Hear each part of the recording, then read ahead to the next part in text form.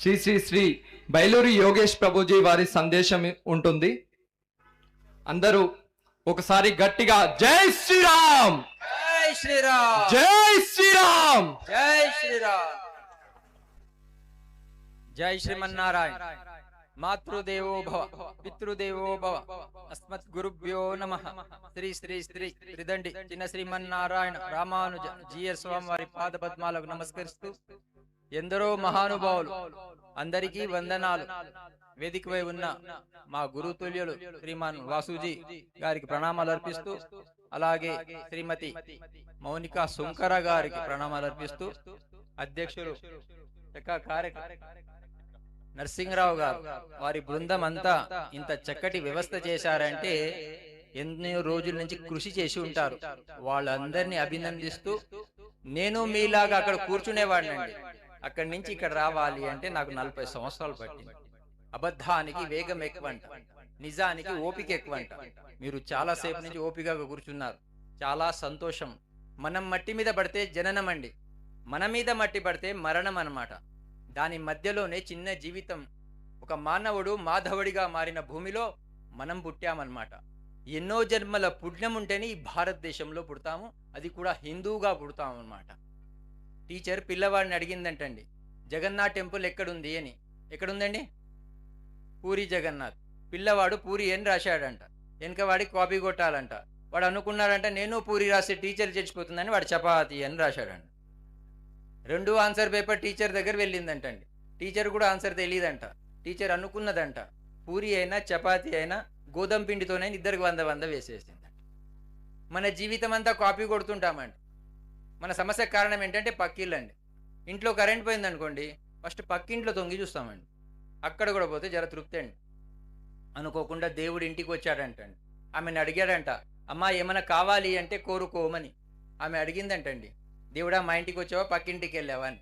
స్వయంగా దేవుడే ఇంటికి వచ్చి ఏం కావాలో కోరుకోమంటే మన సమస్య పక్కిళ్ళు. దేవుడు చెప్పాడంటండి, పక్కింటికి కూడా వెళ్ళొచ్చానమ్మా అని.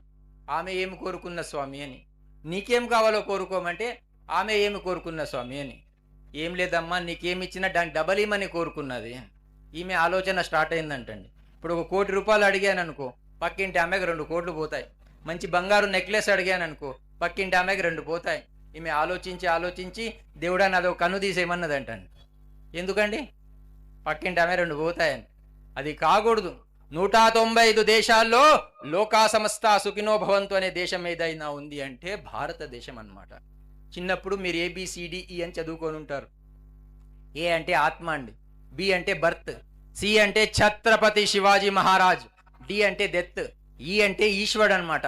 ఈ బికి డికి మధ్యలో ఒక సి ఉంది, ఒక చాయిస్ ఉంది, ఒక ఛాన్స్ ఉంది. ఒక ఛత్రపతి శివాజీ మహారాజ్ లాగా బతికే ఒక అవకాశం భగవంతుడు మనకి ఇచ్చాడనమాట. జీవితంలో 4 కష్టమైన పనులు అంటండి. చీమకి లిప్స్టిక్ పెట్టలేమంట, దోమకి చీర కట్టలేమంట, ఏనుగుని ఒళ్ళో కూర్చోబెట్టుకోలేమంట, మనిషిని తృప్తిపరచలేమంటండి. డబ్బా పాలు తాగి అందరూ డబ్బు డబ్బు అంటున్నారు. తల్లి పాలు తాగిన వాడిని, తల్లి భారతమాత కోసం బ్రతకాలనుకుంటున్నాను, బ్రతుకుతున్నాను. ఒక శవం వెళ్తూ ఉంటుందంటండి, అటు నుంచి పెళ్లి కూతురు తీసుకొస్తుంటారంట. అప్పుడు ఈ శవం ఆ పెళ్లి కూతురు చెప్తుందంట, అమ్మా నిన్ను 4 వస్తున్నారు, నన్ను 4 వస్తున్నారు, నీకు పూలదండ వేశారు, నాకు పూలదండ వేశారు, నీకు బొట్టు పెట్టారు, నాకు బొట్టు పెట్టారు, నీకు చీర కట్టారు, నాకు చీర కట్టారు. కానీ ఒకటి మర్చిపోకమ్మా, ఒకప్పుడు నేను ఈ పొజిషన్లో ఉన్నా, నేను పెళ్లి కూతురుగా ఉన్నా, కానీ ఒకరోజు నువ్వు నా పొజిషన్ రావాలి అని శవం చెప్తుందంటండి. అందరం పోయేవాళ్ళమే, మానవ జన్మ సార్థకం కావాలి. 100 పనులు మానేసి భోజనం చేయాలంటండి, 1000 పనులు మానేసి స్నానం చేయాలంటండి, 1,00,000 పనులు మానేసి దానం చేయాలంటండి, 1,00,00,000 పనులు మానేసి భగవంతుడి నామస్మరణం చేయాలంట. స్మరణంలో మర్చిపోతే మరణం అండి. అసతో మా సద్గమయ, తమసోమా జ్యోతిర్గమయ, మృత్యోర్మా అమృతం గమయ. ఎంట్రికలు పండుతున్నాయంటే టికెట్ ఆర్ఏసీలో ఉందండి. ఇంకా దాన్ని నల్లగా చేసుకుంటూ కూర్చోవడం కాదు. కంటికి, ఒంటికి, పంటికి, ఈ 3టికి శక్తి ఉన్నప్పుడే ఏదైనా సాధించగలుగుతాం. ఆ యవ్వనం భగవంతుడి సేవలో సమర్పించగలిగితే ఈ మానవ జన్మ సార్థకం అవుతుంది. అన్నం పెడితే అరిగిపోతుందంటండి, చీర ఇస్తే చినిగిపోతుందంటండి, జ్ఞానం ఇస్తే పెరిగిపోతుందన్నమాట. ఆ జ్ఞానాన్ని సంపాదించాలి. జ్ఞానం మనసుని శుద్ధి చేస్తుందండి, సేవ కర్మని శుద్ధి చేస్తుంది, ప్రేమ హృదయాన్ని శుద్ధి చేస్తుంది అనమాట. ఇవన్నీ శుద్ధి చేసుకోవడానికి ఈ మానవ జన్మ. పూజ చేస్తే ఏం లాభం అండి? ఎవరైనా చెప్తారండి? బొట్లు బాగా పెట్టుకున్నారు, హిందూ సమ్మేళనం జరుగుతుంది, ఏదైనా పని చేస్తున్నప్పుడు అది ఎందుకు చేయాలో తెలియాలి. పూజ చేస్తే లాభం లేదంటండి, పూజ చేస్తే అన్ని నష్టాలంటండి. అద్దం మీద దుమ్ము ఉందనుకోండి, మీ ముఖం మీకు కనిపిస్తుందా అండి? కనబడదు. మనసు అనే అద్దం మీద దుమ్ము ఉందంట. కామ, క్రోధ, లోభ, మోహ, మద, మత్సర, అహంకార, మమకార, శంశం, ఇవన్నీ 9 మనసుకు అంటుకొని ఉన్నాయంట. యంత్రం ఏం చేస్తుందంటే నీటిని పైకి తీసుకెళ్తుంది, మోటార్. మంత్రం ఏం చేస్తుందంటే మిమ్మల్ని ఉద్ధరిస్తుందండి. కాబట్టి అందరూ కలిసికట్టుగా ఆ మంత్ర జపాన్ని చెయ్యాలి. కలియుగంలో ఆ మంత్రానికి ఉన్నంత శక్తి, ఆ దైవ నామస్మరణకు ఉన్న శక్తి దేనికి లేదు. కాబట్టి అందరూ కలిసికట్టుగా ఆ నామస్మరణం రోజూ చేయాలన్నమాట. ఎంతమంది భగవద్గీత చదువుతారండి ఇక్కడ? చేతులు ఉన్నవాళ్ళు లేపండి, లేని వాళ్ళు ఎట్లని లేపలేరు. సంతోషం, ఒక 10 చేతులు లేశారు. ఎంతమంది భోజనం చేస్తారండి ఇక్కడ? అందరు చేస్తారా అండి? ఎంత ఆశ్చర్యం అండి! మానవ జన్మ సార్థకం కావాలి. ఒక టీవీ కొంటే ఒక పుస్తకం ఇస్తారండి, ఆ టీవీని ఎట్లా వాడాలి అని. ఈ మానవ జన్మ సార్థకం కావాలి అంటే అందరూ ఆ భగవద్గీతను చదవాలండి. కానీ మన చేతికి మొబైల్ వచ్చేసిందండి. ఒకప్పుడు మొబైల్ కింద పెడితే దాంట్లో నుంచి బ్యాటరీ బయటికి వచ్చేదండి. ఈరోజు మొబైల్ కింద పెడితే గుండె కింద పడిపోయినట్లు ఫీల్ అయిపోతున్నారు. వస్తువులు ఎప్పుడు సుఖాన్ని ఇవ్వదండి. ఇంట్లో సోఫా సెట్టు, డైనింగ్ సెట్టు, అన్ని సెట్ ఉందంట, కానీ మనిషి అప్సెట్ ఉన్నాడంటండి. ఒకప్పుడు బాత్రూమ్ డిటాచ్గా ఉండేదండి, ఫ్యామిలీ అటాచ్గా ఉండేదండి. ఈరోజు బాత్రూమ్ అటాచ్ అయిపోయిందండి, ఫ్యామిలీ డిటాచ్ అయిపోయింది. కుటుంబ సభ్యులు దూరం అవుతున్నారండి. అందరినీ మనవాళ్ళుగా భావించగలగాలన్నమాట. ఆ భావన కలగట్లేదన్నమాట. అనుకోకుండా కుర్రవాడు పెళ్లి కార్యక్రమం పెట్టుకున్నాడంటండి. రేపు పొద్దున్నే పెళ్ళి అంటండి. రాత్రి సాయంత్రంకి యమధర్మరాజు వచ్చేసాడండి. స్వామి పెళ్ళి రేపు పొద్దున్నండి, ముందు రోజు వచ్చేసారేంటి స్వామి అన్నాడంట. ఏం లేదయ్యా, నాకు ఒక లిస్ట్ ఇచ్చారు, దాంట్లో మొదటి పేరు నీదే ఉంది, నిన్ను తీసుకెళ్దామని వచ్చాను అన్నాడంట. ఏం స్వామి, కనీసం ఫోన్ చేసి రావచ్చు కదా అన్నాడంట. యమధర్మరాజు అన్నాడంట, నాకు ఫోన్ ఎవరు ఇప్పిస్తలేరు అన్నాడంట. స్వామి, శంషాబాద్ మార్కెట్లో కొత్త మొబైల్ షాప్ వచ్చిందండి, 5G ఫోన్ అండి, చాలా బాగుంటుందండి, తీసుకొచ్చి ఇస్తాను స్వామి, టీ తాగుతారా అని అడిగారంట. టీ అంటే ఏంటి అని అడిగారంట. నీలోఫర్ చాయ్ స్వామి, చాలా బాగుంటుంది స్వామి, తీసుకొచ్చి ఇస్తానని టీ తీసుకొచ్చారంటండి. ఈ కుర్రవాడికి నిద్ర మాత్రలు మింగే అలవాటు ఉందంటండి. 3 మాత్రలు దాంట్లో కలిపేశారంటండి, యమధర్మరాజుకి ఇచ్చేశాడండి. తాగాడంటే నిద్రపోయాడండి. ఆ లిస్టు తీసుకొని మార్కెట్కి వెళ్ళాడంటండి. కంప్యూటర్ మీద కూర్చొని ఆయన పేరు పైన ఉంది కదా, దాన్ని కింద పెట్టాడంటండి. వేరే వాళ్ళ పేరు పైన పెట్టి లిస్టు పట్టుకొచ్చాడంటండి. వచ్చే వరకు యమధర్మరాజు నిద్ర నుంచి లేచాడంట. అయ్యా, నరకంలో చాలా టెన్షన్గా ఉంటుందయ్యా, నిద్ర రావట్లేదయ్యా, నువ్వు ఏమి ఇచ్చావో ఆ నీలోఫర్ చాయ్ చాలా బాగుందయ్యా, బాగా నిద్ర పట్టిందయ్యా, నీకు ఒక చిన్న ఫేవర్ చేస్తా అన్నాడంటండి. ఏం చేస్తారు స్వామి అన్నాడంట. పైనుంచి తీసుకెళ్ళినాయా, కింది నుంచి తీసుకెళ్తా అన్నాడంట. ఆయు కర్మ చ విత్తం చ విద్యా నిధనము అచ పంచైతాని విసృజ్యంతే గర్భస్థవ దేహిన అంటాడు చాణక్యుడు. ఆయుష్, మీరు ఎన్ని సంవత్సరాలు బతుకుతారు, ఆయు కర్మ, ఏం పని చేస్తారు, ఆయు కర్మ చ విత్తం, ఎంత సంపాదిస్తారు, ఆయు కర్మ చ విత్తం చ విద్య, మీరు ఏం చదువుకుంటారు, చ విద్యా నిధనము అచ, మీరు ఎప్పుడు చనిపోతారు, ఇది మీరు పుట్టినప్పుడే డిసైడెడ్ అండి. అయినా భయపడి ఎన్ని రోజులు బ్రతుకుతారండి? అందరం పోయేవాళ్ళమే. ఆ భయం ఒంట్లో నుంచి వెళ్ళిపోవాలంటే అందరూ ఆ భగవద్గీతను చదవాలని. కుల మతాల మధ్యలో విడిపోయి ఉన్నామండి, అందరినీ మనవాళ్ళుగా భావించాలి. కులం ఏదని ఎవరిని అడగొద్దనుకున్నా, కాలం మారిందని చెప్పొద్దనుకున్నా, కుల మతాలకు అతీతంగా బ్రతకాలనుకున్నా, కూల్గా జీవితం గడపాలనుకున్నా, కంటి చూపు తగ్గిందని బాధపడొద్దనుకున్నా, కంటికి రెప్పలాగా అందరినీ కాపాడాలనుకున్నా, కర్పూరంలాగా అగ్నిలో కలిసిపోవాలనుకున్నా, కాపురం అందరిది బాగుండాలనుకున్నా, కన్న తల్లిదండ్రులను ఆదర్శంగా తీసుకున్నా, కొన్న వస్తువులపై వ్యామోహం పెంచుకోవద్దనుకున్నా, కొంటే స్వదేశీ వస్తువులే కొనాలనుకున్నా, కంటే ఛత్రపతి శివాజీ లాంటి పుత్రుని కనమని భారతీయ తల్లులకు విన్నపిస్తున్నా, కర్మభూమి భారతదేశంలో పుట్టినానని గర్వపడాలనుకున్నా, కర్మ భక్తి జ్ఞానాన్నిచ్చే ఆ భగవద్గీతను అందరి చేతుల్లో చూడాలనుకుంటున్నాను. భగవద్గీత గుడిలో ఉండాలి, భగవద్గీత గుడిసెలో ఉండాలి, భగవద్గీతని గుండెల్లో పెట్టుకొని తిరగాలండి. అలాంటి పుస్తకానికి మనం దూరం అయిపోయాం. దయచేసి పిల్లలకు మొబైల్ని కొంచెం తగ్గించి ఆ భగవద్గీత అందించి, మీ తల్లులు కూడా చదువుతూ తండ్రులు కూడా చదువుతూ వాళ్ళకి అందించగలిగితే ఈ మానవ జన్మ సార్థకం అవుతుందన్నమాట. భగవంతుడు తక్కువ తినమని ఒక నోరిచ్చాడండి, ఎక్కువ వినమని 2 చెవులు ఇచ్చాడండి. తింటే పశువుల విలువ పెరుగుతుందంట, వింటే మనుషుల విలువ పెరుగుతుందన్నమాట. ఎవరు చెప్పినా కూడా శ్రద్ధాభక్తితో వినాలి. అమెరికా నుంచి కుర్రవాడు వచ్చాడంటండి. గురుగారు కాశీ తీసుకెళ్లారంట.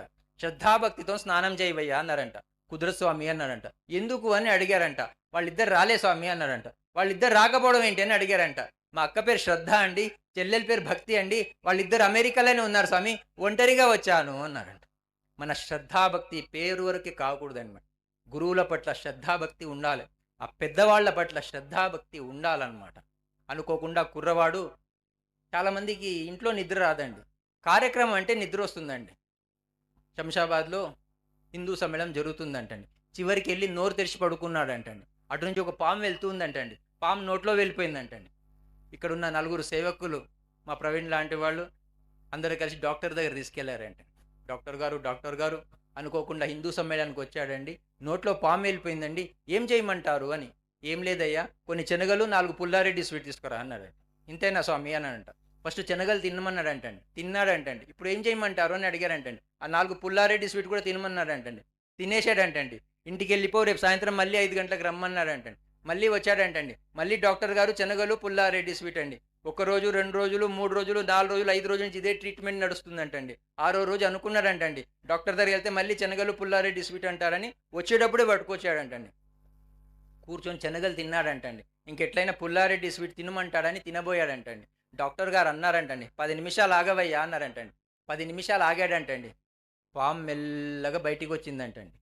దేనికోసం వచ్చిందండి? పుల్లారెడ్డి స్వీట్ ఇవ్వలేదని పాము బయటికి వచ్చిందంటండి. డాక్టర్ గారు దాన్ని పట్టుకొని అడవిలో వదిలేశాడంటండి. మీ జీవితం కూడా అంతేనండి. 40 రోజులు రోజు నేను శాఖకు వెళ్తాను, 40 రోజులు నేను రోజు భగవద్గీత చదువుతాను, నేను లలితా సహస్రనామం చదువుతాను, విష్ణు సహస్రనామం చదువుతానని ఈ శరీరానికి మీరు అలవాటు చేసుకుంటే అదే అలవాటు అవుతుందండి. గత 40 సంవత్సరాల నుంచి నేను చేస్తున్నానండి. నాకు ఒక టాయిలెట్కి టూలెట్కి తేడా తెలియని వ్యక్తిని మీ ముందు మాట్లాడుతున్నానంటే ఒక గురువు కృప అన్నమాట. అందరికీ ఆ కృప కావాలి అంటే ఆ భగవంతుడి నామస్మరణం చేయాలి. కంఠానికి అందం ఎప్పుడు అంటే బంగారం వేసుకొని తిరగండి, వద్దనట్లేదు, కానీ కంఠస్థం రావాలి. నిరంతరం ఆ భగవంతుడి నామస్మరణం మనం కంఠంలో ఉండాలి. జగజ్జైత్ర కమంత్రేణ రామనామాభిరక్షితం ఎక్కంటే దారయేతస్య కరస్థ సర్వసిద్ధయ అంటుంది రామరక్షా స్తోత్రం. ఆర్థా విషణ్ణ శిథిలాశ భీతా ఘోరేషు వ్యాధిషు వర్తమాన సంకీర్త నారాయణ శబ్ద మాత్రం విముక్త దుఃఖ సుఖినో భవంతు అంటుంది విష్ణు సహస్రనామం. అన్ని దుఃఖాల నుంచి బయటపడాలి అంటే ఆ భగవద్గీత చదవాలి, ఆ భగవంతుడి నామస్మరణం అందరం కలిసికట్టుగా చేయాలన్నమాట. అనుకోకుండా కుర్రవాడు కార్యక్రమం జరుగుతుంటే మధ్యలో నుంచి లేచి వెళ్ళిపోతున్నాడంట. 7వ రోజు గురుగారు పిలిచారంట, ఏమై మధ్యలో నుంచి లేచి వెళ్ళిపోతున్నావు, ఏంటి విశేషము అని.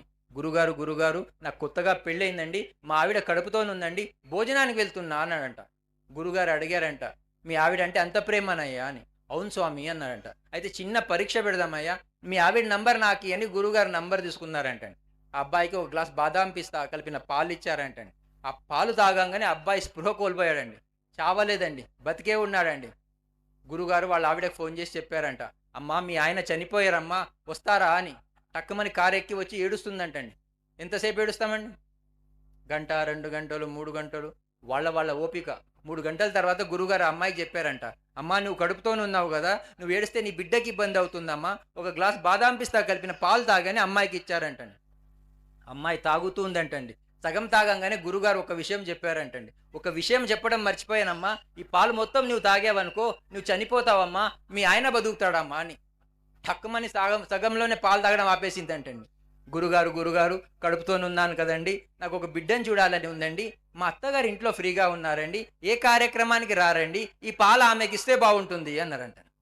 పాలు తీసుకెళ్ళి అత్తగారికి ఇచ్చారంటండి. ఆ అత్తగారు కూడా అదే మాట అన్నారంటండి, స్వామి నాకు ఎప్పటి నుంచో ఒక మన్మణ్ణి చూడాలని కోరికండి, మా ఆయన ఈ మధ్యనే రిటైర్డ్ అయ్యారండి, ఆయన కూడా ఏ కార్యక్రమానికి రాడండి, ఈ పాలు ఆయనకి ఇస్తే బాగుంటుంది అని. ఆ పాలు తీసుకెళ్ళి ఆయనకి ఇచ్చారంటండి. ఆయన కూడా అదే మాట అన్నారంటండి, స్వామి ఎప్పటి నుంచో నాకు ఒక మన్మరాల్ని చూడాలని కోరికండి, మా కొడుకు ఒక వెధవండి, వీడు ఏ కార్యక్రమానికి రాడండి, ఈ పాలు ఆయనకి ఇచ్చేయండి అన్నారంటండి. పిల్లల్ని వెధవ అని తిడుతుంటామండి. మనం వెధవలం కాదండి, మనం వేదాలకు వారసులం అనేది మర్చిపోయామన్నమాట. అప్పుడు ఆ కుర్రవాడు అన్నాడంటండి, స్వామి మాకంటూ ఏదో ఒక సంబంధాలు ఉన్నాయండి, మీలాంటి గురువులు ఏ సంబంధాలు పెట్టుకొని విన్నానండి, ఈ పాలు మీరు తాగితే బాగుంటుంది కదా అన్నాడంటండి. అంటే పోతే గురువు అని నేను బాగుండాలి అని. నేను పోయినా పర్వాలేదు, నా గురువు బాగుండాలి, నా దేశం బాగుండాలన్న భావన ఏనాడైతే ఈ భారతీయుల్లో వస్తుందో ఈ దేశం మళ్ళీ ఆ పూర్వ వైభవానికి వస్తుంది. ఆ దిశగా సాగాలి. చావంటే భయపడిని భారతీయులం అన్నమాట.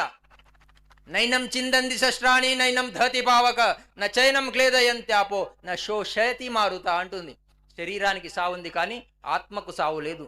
మనమందరం ఆత్మస్వరూపులం. యవ్వనం మహాత్ములతో సంబంధం పెట్టుకోవాలి, వృద్ధాప్యం పరమాత్మతో సంబంధం పెట్టుకోవాలి. ఈ సంబంధాలే శాశ్వతమైన ఆనందాన్ని ఇస్తుంది. మన ఒక అమ్మాయి నా దగ్గరకు వచ్చిందండి. అమ్మాయికి భర్త వదిలిపెట్టారు, అమ్మాయి డిప్రెషన్కి వెళ్ళిపోయింది అని. నేను ఆ అమ్మాయికి చెప్పానండి, డీప్ రిలేషన్ భగవంతుడితో పెట్టుకో. ఏం పెట్టుకో?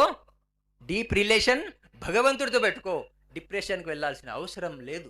సంబంధం ఆ భగవత్ సంబంధమే.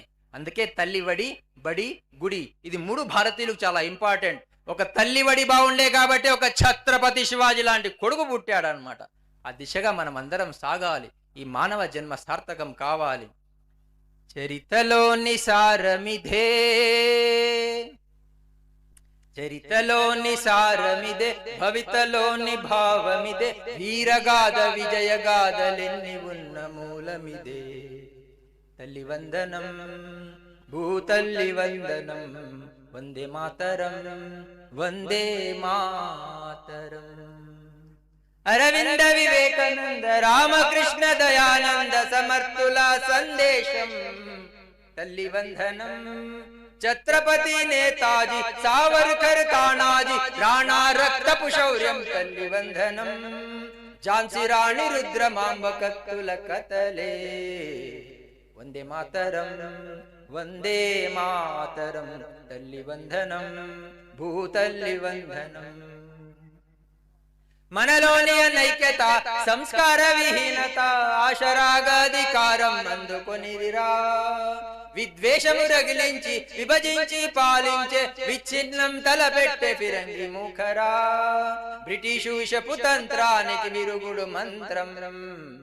వందే మాతరం, వందే మాతరం. తల్లి వందనం, భూతల్లి వందనం. ఎన్నాళ్ళి వేదన, ఎన్నేళ్ళి రోధన, తల్లి బాధ తీర్చకుంటే తనయులమేనా.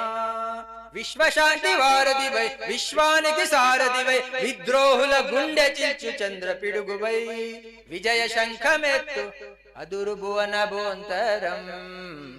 వందే మాతరం, వందే మాతరం. తల్లి వందనం, భూతల్లి వందనం. వందే మాతరం అంటోంది ఈ తరం. బోలో భారత్ మాతా కీ, ఛత్రపతి శివాజీ మహారాజ్ కీ. అనుకోకుండా రామాయణం, మహాభారతం నాటకాలు వేసేవాళ్ళు ఇద్దరు శంషాబాద్కు వచ్చేసారంట. మొగుడు పెళ్ళాలు కొట్లాడుకుంటున్నారంటండి, ఎక్కడికి వెళ్ళాలి అని. పెళ్ళాం మొగుడికి చెప్పిందంటండి, ఏవండి మీరు రామాయణం చూసి రండి, నేను మహాభారతం చూసి వస్తాను, నాకేదైనా నచ్చితే మీకు చెప్తాను, మీకేదైనా నచ్చితే నాకు చెప్పండి అని. సాయంత్రం రాగానే పెళ్ళాం మొగుడిని అడిగిందంటండి, ఏమండి మీరు రామాయణం చూసి వచ్చారు కదా, మీకు ఏం నచ్చింది అని. దశరథ మహారాజుకి 3 పెళ్ళాలంటనే అన్నాడంట ఆయన. ఆయన ఈమెను అడిగాడంట, ఏమే నువ్వు మహాభారతం చూసి వచ్చావు కదనే, నీకేం నచ్చింది అని. ద్రౌపదికి 5 మొగుళ్ళు అంటండి అన్నదంట ఆమె. అన్నీ విన్న తర్వాత ఇక్కడి నుంచి పనికిరాంది మోసుకుంటూ వెళ్ళొద్దండి. మానవ జన్మ సార్థకం కావాలి. మనిషిలో 99 చెడు గుణాలు ఉండొచ్చండి, మనకు అక్కర్లేదండి. ప్రతి మనిషిలో ఒక మంచి గుణం ఉంటుందండి. మంచిని మైక్లో చెప్పాలంట, చెడుని చెవులో చెప్పాలంట. కానీ చెడు అంతా ఊరంతా చెప్పొస్తామండి. జీవితంలో బాగుపడాలన్న తపన మీలో ఉంటే ఎదిగే వరకు చెవులు మూసుకోవాలండి. ఒకడు పొగుడుతూ ఉంటాడు, ఒకడు తిట్టుతూ ఉంటాడు, రెండూ పట్టించుకోదండి. ఎదిగిన తర్వాత నోరు మూసుకోవాలండి. జీవితం హాయిగా ఉంటుంది. కుర్రవాడు ఊర్లో వెళ్తున్నాడంట, కుక్క కనిపించిందంటండి. రాయి తీసుకొని కుక్కను కొట్టాడంటండి, కుక్క పారిపోయిందంటండి.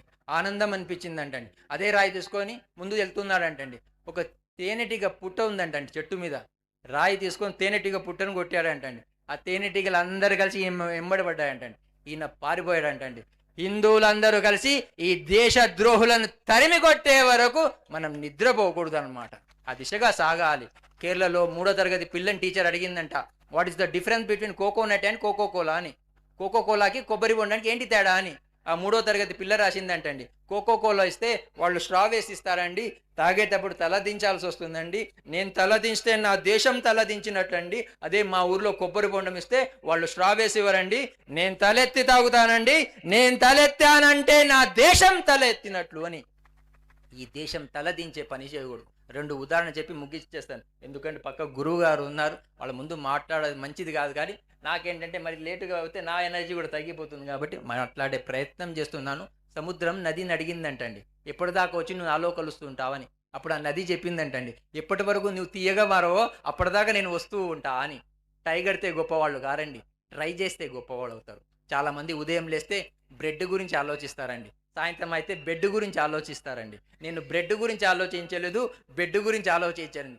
బ్లడ్ని దేశం గురించి ఎవరైతే ధారపోసారో అలాంటి మహానుభావుల చరిత్ర చదువు పెరిగిన వ్యక్తిని అన్నమాట. పిల్లలకు అందించాలనే తపన మీలో ఉంటే ఆ తల్లులందరూ కలిసి అలాంటి మహానుభావుల చరిత్రని వాళ్ళకి వినిపించాలి. ఒక గురుగారు ముగ్గురు శిష్యుల్ని పిలిచి భోజనం పెట్టారంటండి. ఒక ఆయనకు బంగారం ప్లేట్లో పెట్టారంటండి, ఒక ఆయనకు వెండి ప్లేట్లో పెట్టారంటండి, ఒక ఆయనకు మట్టి ప్లేట్లో పెట్టారంటండి. ముగ్గురు బాగా భోజనం చేశారంటండి. మీరు కూడా చేయండి, వద్దనట్లేదు. మట్టి ప్లేట్లో పెట్టిన వాడు వచ్చి కంప్లైంట్ చేశాడంటే గురువు దగ్గర, గురుగారు మీరేదో మహానుభావులు అనుకున్నానండి, నాకేమో మట్టి ప్లేట్లో పెట్టారు, ఆయనకు వెండి ప్లేట్లో పెట్టారు, ఇంకొక ఆయనకు బంగారం ప్లేట్లో పెట్టారండి, ఈ డిఫరెన్స్ ఎందుకు అని అడిగారంటండి. అయ్యా, ప్లేట్ వేరే వేరే ఉండొచ్చు, కానీ పెట్టింది అందరికీ భోజనం కాబట్టి నీ దృష్టి భోజనం వైపు ఉండాలి కానీ ప్లేట్ వైపు ఉండకూడదు అని. ఇక్కడ కొందరు నల్లగా ఉండొచ్చు, కొందరు తెల్లగా ఉండొచ్చండి, కొందరు జ్ఞానులు ఉండొచ్చు, కొందరు అజ్ఞానులు ఉండొచ్చండి, కొందరు డబ్బులున్న వాళ్ళు ఉండొచ్చు, కొందరు డబ్బు లేని వాళ్ళు ఉండొచ్చు. కానీ భగవంతుడు మన అందరినీ మనిషిగా పుట్టించాడు కాబట్టి ఆ మానవ జన్మ సార్థకం కావాలి. మీ నొప్పి మీకు తెలుస్తుందంటే మీరు బతికి ఉన్నారని అర్థమండి. వేరే వాళ్ళ నొప్పి కూడా మీకు తెలుస్తుందంటే మనిషిగా ఉన్నారని అర్థం అనమాట. కాబట్టి మనిషిగా ఉండడానికి ఒక ప్రయత్నం చేద్దాం, ఆ దిశగా సాగుదాం. పంచదార బొమ్మ బొమ్మ ఏ సినిమాల పాట అండి? శభాష్, వచ్చేసింది పక్కకెళ్ళి మగధీరా అని. మన సప్త ఋషుల పేర్లు ఏంటండి? మన సప్త ఋషుల పేర్లు గౌతమ, కాశ్యప, విశ్వామిత్ర, భరద్వాజ, అత్రి, వశిష్ఠ, జమదగ్ని. మనం అందరం ఋషుల సంతానమండి.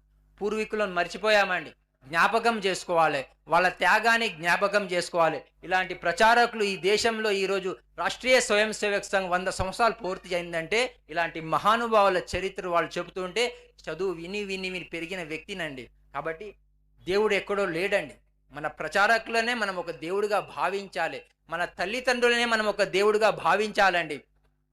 తల్లికి మించిన దైవం లేదండి. కనిపించని దేవుడి కన్నా కని పెంచిన తల్లిదండ్రులే మనకు పార్వతీ పరమేశ్వర్లండి. తల్లికి మించిన దైవం లేదండి. భగవంతుడు ఏది ఇచ్చినా కూడా వచ్చి అది తల్లి దగ్గర ఆగుతుందండి. ఆ తల్లి నోట్లో నుంచి ఒకవేళ ఆశీర్వాదం వెళ్తే నరుడు నారాయణుడు అంత వాడు అవుతాడు. ఆ దిశగా సాగుతూ ఈ మానవ జన్మని సార్థకం చేసుకుంటూ మీరందరూ ముందుకు సాగాలని ఇంత చక్కటి అవకాశం మాకు ఇచ్చినందుకు మీ అందరికీ ఒకసారి ధన్యవాదాలు తెలుపుతూ ఒకసారి గట్టిగా ఈ కార్యక్రమం చేస్తున్న వారందరికీ చప్పట్లు కొట్టండి. నేను ఇక్కడ రావడానికి కారణం ఏంటంటే మా మురళీధర్ గారు, సో వారికి ఒకసారి మళ్ళీ గట్టిగా చప్పట్లు కొట్టండి. ఎందుకంటే అవకాశం ఇచ్చేవాళ్ళు గొప్పవాళ్ళు అన్నమాట. మనిషి దగ్గర ఎంత జ్ఞానమైనా ఉండొచ్చు, మాకు ఏం లేదు, గత 40 సంవత్సరాల నుంచి 2 బట్టలు ఉన్నాయి, మధ్యాహ్నం ఒక భోజనం దొరికితే చాలనుకొని దేశం గురించి తిరుగుతున్న వ్యక్తిని అనమాట. ఆ భాగ్యనగర్ నుంచి ఢిల్లీ వరకు పాదయాత్ర చేశానండి. మథుర రాగానే ఒక ప్రశ్న వేశారండి, స్వామీజీ సడన్గా శ్రీకృష్ణ పరమాత్మ మీకు ఎదురైతే ఏం కోరుకుంటారు అని.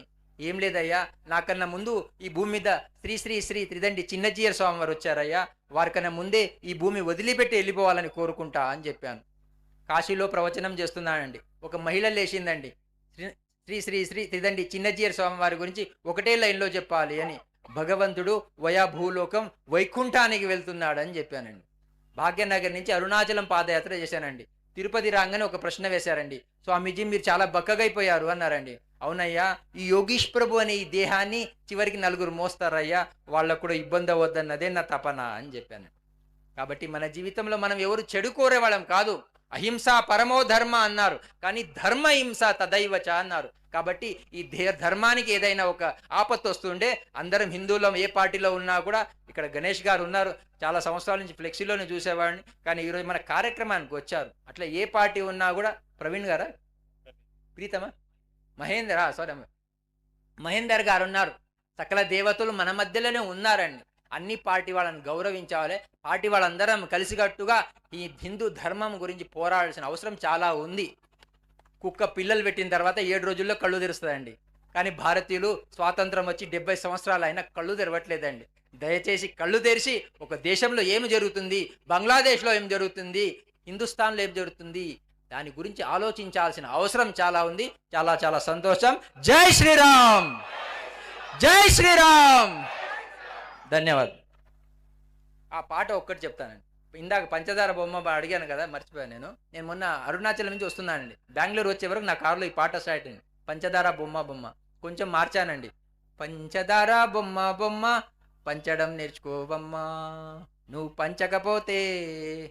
పంచకపోతే వృతాయి జన్మ, పెంచుతుంది జీవితాన్నమ్మ, పంచడం నేర్చుకోవమ్మా.